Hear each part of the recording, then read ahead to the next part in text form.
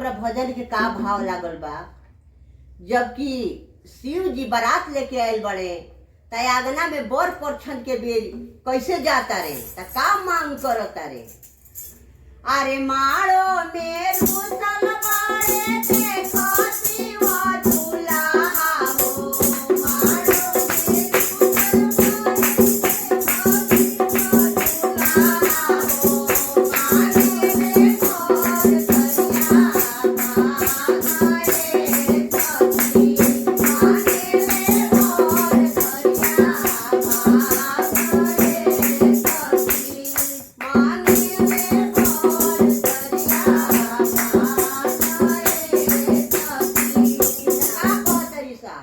ना केहू भांग खवैया ना केहू गलेरी हो। ना केहू भांग खवैया ना केहू गलेरी हो। ना केहू चिलम वाला ना केहू नदेरी हो। ना केहू चिलम वाला ना केहू नदेरी हो। ओइले बौरा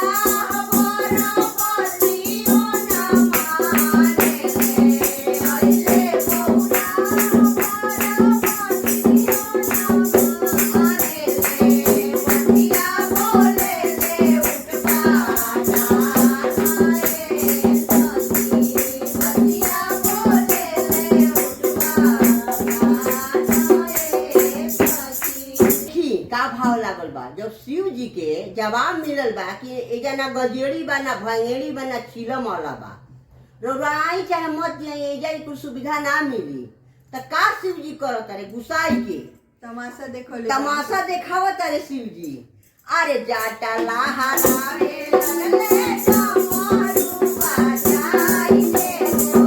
जाटा लहरावे लगले कमरू बजाई के हो। सखीरा बावे लगले तीरा सुल देखाई के हो। सखीरा बावे लगले तीरा सुल देखाई के हो। साधु के लोटा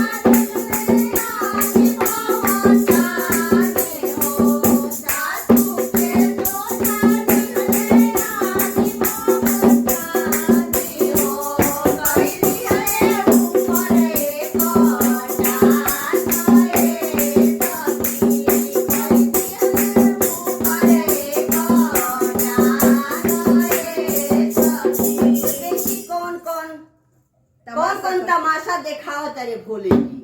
अविनाशी सास के सोझा जटा लहावे लगले, डमरू बजावे लगले, एगो टंगरी ऊपर कई के तांडव करे लगले।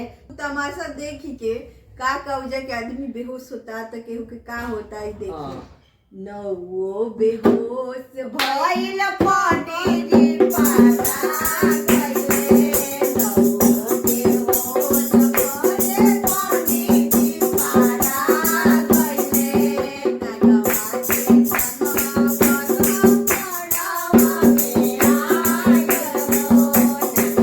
के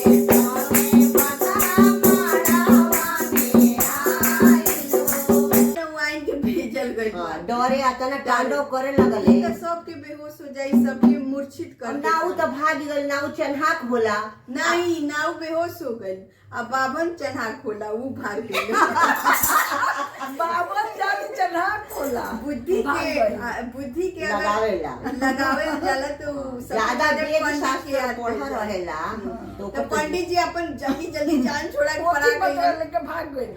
नाऊ बेहोश पड़ गए दान चियार के। नौ आइन फेरा में पड़ गई। नौनिया तो चन्हा खोली सन। हाँ अरे नौआ बेहोश भइले बाबा